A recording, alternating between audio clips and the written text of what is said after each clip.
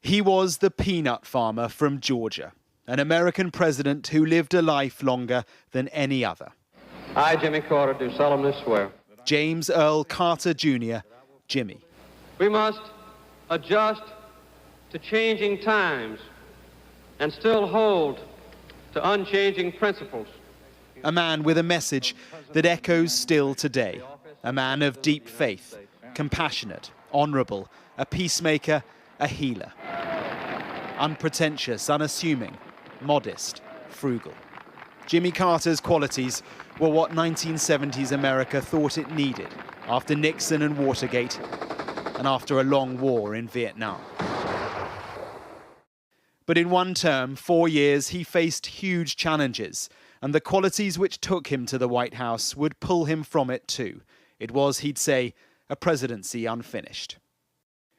Jimmy Carter's childhood shaped the person and the politician he would become. In 1930s Georgia, his mother had ignored the state's segregation laws, and so his upbringing was one of coexistence, an experience that unquestionably formed his mind and would allow him to help change history decades later. The time for racial discrimination is over. It was his blunt message to the white rulers in South Africa, which precipitated the end of apartheid and a peaceful coexistence many years later. Last night was almost unbelievable. His influence in the Middle East was profound, but controversial too. The Camp David Accords represented his greatest achievement and a seismic moment for the region, bringing Israel and Egypt together. This was the framework on which he hoped coexistence in the Middle East would be built. But later, he would be among the first to accuse Israel of its own apartheid against the Palestinians. Bold, controversial, and the crux of a divide that has been exposed so deeply today. Under his leadership, the Cold War got hotter. A wary Carter ditched a key arms reduction treaty with the Soviet Union. It would, in time, beyond his time, bring about the collapse of the USSR. And in Iran, students held US diplomats hostage for over a year. A rescue went wrong. American aircraft down. Carter blamed. I've wanted to serve as president because I love this country and because I love the people of this nation. After just one term, he was out.